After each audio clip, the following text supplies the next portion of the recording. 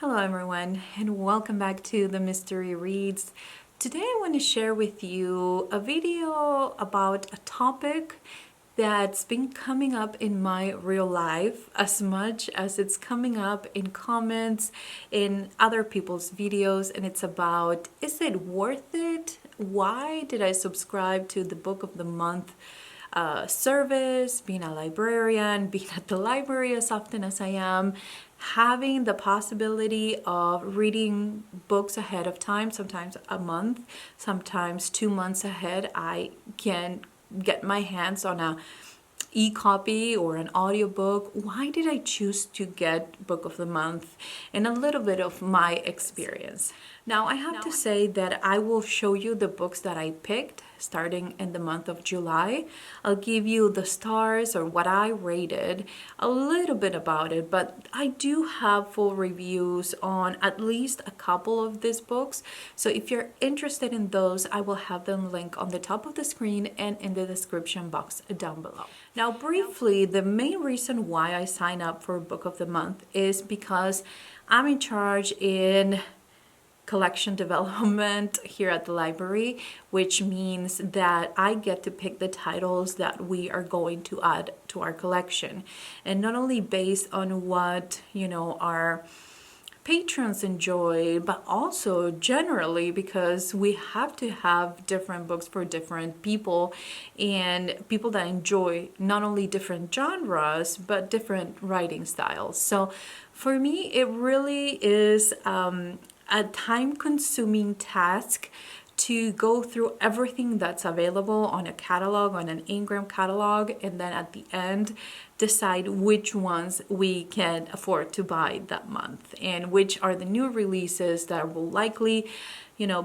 circulate, and also what are those new authors that maybe I'm not giving a chance to in other libraries either in our county, and I should. So basically why I started the Book of the Month is because of that reason. They do have a team of people that are doing their research on what are those books that should be a 5-star or should be or would be popular in their opinion. And even though I don't have a 5-star book in this pile of books that I have here, I still appreciate that somebody put the work and the effort into researching all these books, and out of the hundreds of books that came out that particular month, whether that be on thrillers or romance or horror or whatever, they got to the point where they were like, we think this is the best. So I can appreciate the work that is behind it, and I think that for me it makes it worth it keeping my subscription, even though I don't have a 5-star from any of those picks. Let me start with the books that I picked, and then we'll wrap up at the end. But the first month, the month of July, I picked the thriller House of Glass by Sarah Pekkanen. I said when I did this review, and again I'll link it on the top of the screen, this was a 3.75 stars, so almost a 4-star. And honestly, if it's not a 5-star, it's because it wasn't catered to what I like. I felt like the characters were very unlikable and not something that I would relate to, and that takes away from my reading experience. But it has nothing to do with the quality of writing. It doesn't have anything to do with the author or the book itself.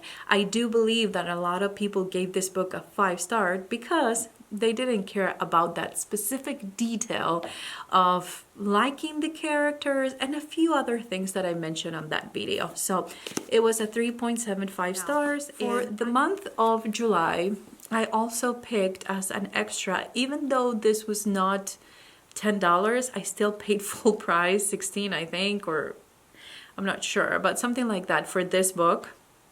This is Incidents Around the House by Josh Malerman. I also have a review. I gave this a 2-star, and I know that people love this book and they gave it 5-star. But I think the problem with me, the biggest problem with this book, was the voice that was used was of an 8-year-old, and the perspectives, the only POV was from her, and I didn't enjoy that part. It didn't make it interesting. It made it very childish. It made it very simple.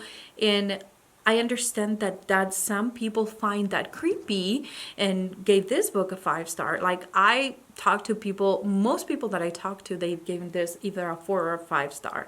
So I understand that this is more of my personal preference in horror books or thriller books. But again, if you want to know my full review, I'll have it linked.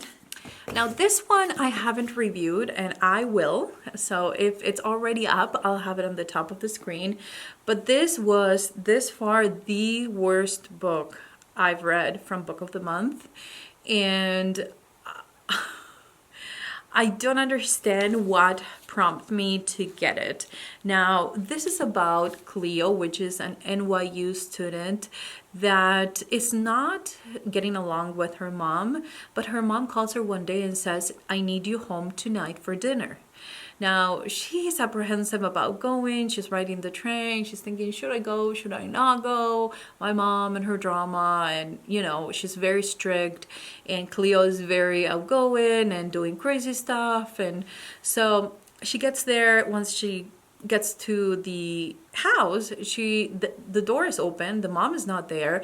There's a bloody shoe under, I think, a couch. And we spend the rest of the book finding out what happened.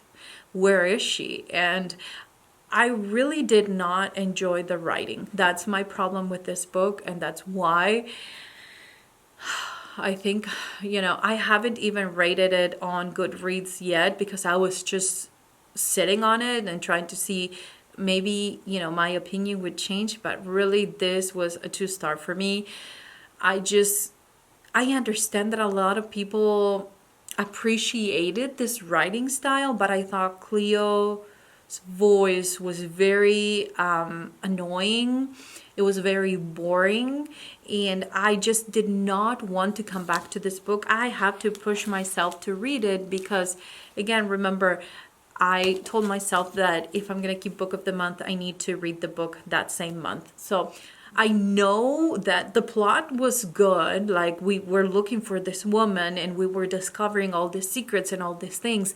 But I thought that the character, Cleo's character, in my opinion, wasn't developed enough for me to care about her. All I thought is that she was a whining, privileged girl who, her parents, you know, have a lot of money, and she thinks that everyone owes her everything. And I just found that very annoying.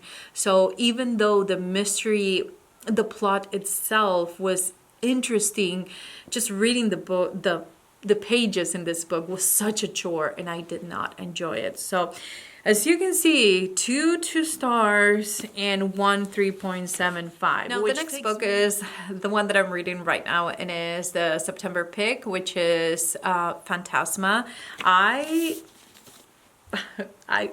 It was my bad. This is by Kaylee Smith. This is 498 pages, and it's a fantasy book and not a thriller.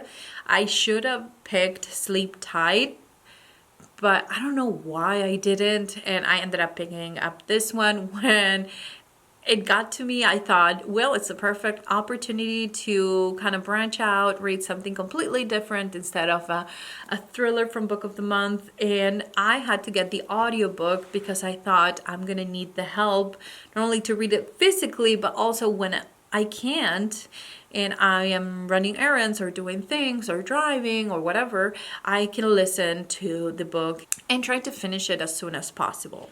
Anyway, this is a story of 2 sisters that lose their mother. They are they have powers, and the mom used to help people communicate with the dead.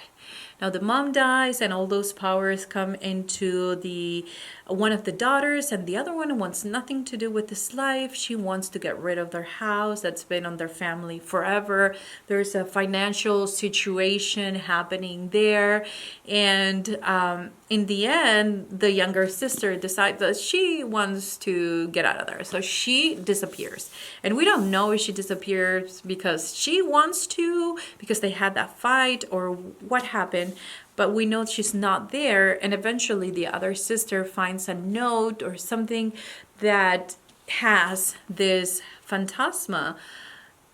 I think it's a news, some kind of news clipped, something. I don't know if it's a newspaper, I don't know what it is, but she finds about this phantasma, which is a competition, it's a supernatural competition that is taking place in their town in the next few days. And apparently you get some money if you win. Now this is a horrific competition. And I thought that the competition itself was going to keep me intrigued, but we haven't gotten to the main part of this competition. And the only way that the sister gets into this competition is to try to find her younger sister. So she's there because she thinks her sister is there, but she can't find it at this point.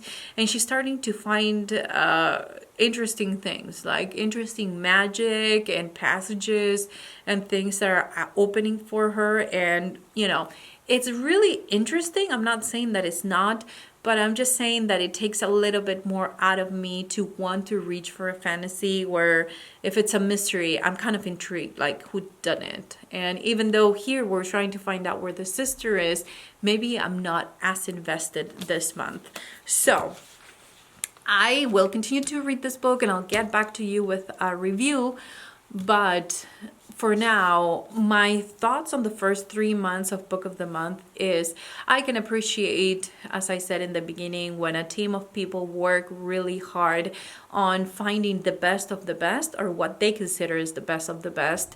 And I think that even though I don't have a 5-star review here with me in the first 3 months, I think that it's worth the $16 a month or $17 a month that you pay for the membership, for all the work that these people and all the research that they're doing to bring you, that one thriller that they think most people will enjoy.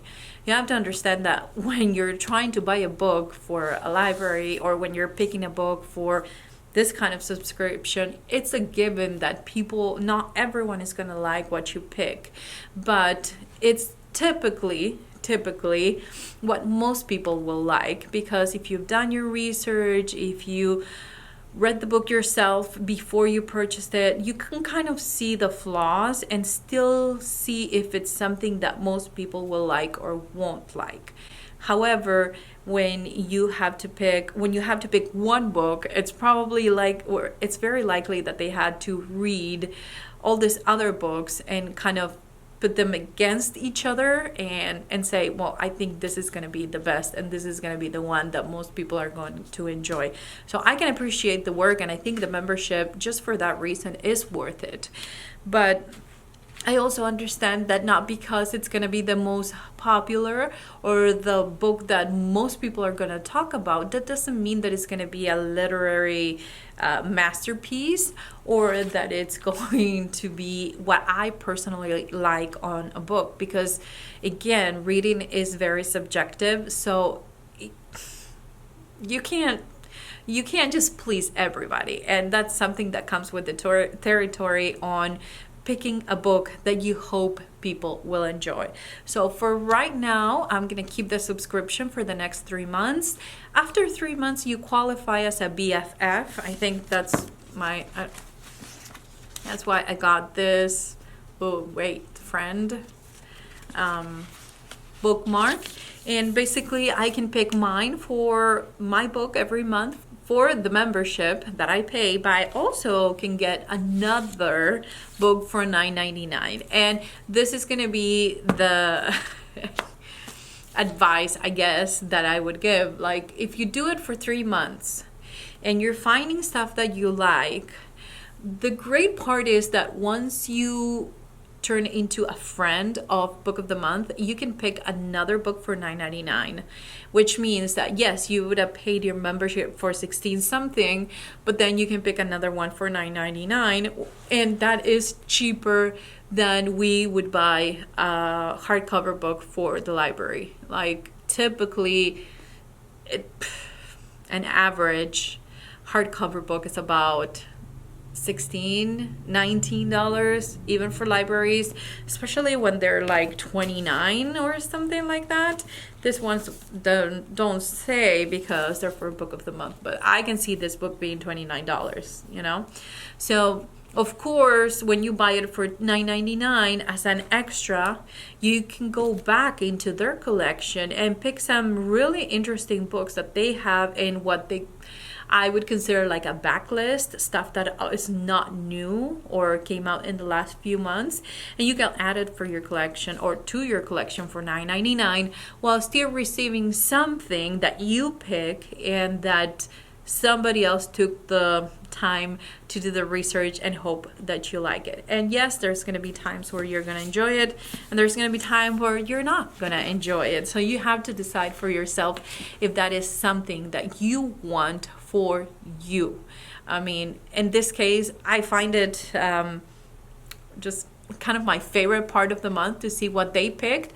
Cannot wait for October picks, and I cannot wait to go and order a few other books that I really want to read, and the cheapest place to buy them in a hardcover would be with Book of the Month. So for me, it's worth it only for those reasons, but of course it's going to depend on what you want and your budget for books, and if you find interesting reading something that somebody else curated for you, it's just going to make the difference if you think it's worth it or not. So thank you again for being here. I hope you enjoyed this video. I hope I gave you something to think about, and if you want more information, check out the link down below. If you are new, please remember to subscribe, like this video, and I'll see you guys next time. Bye guys.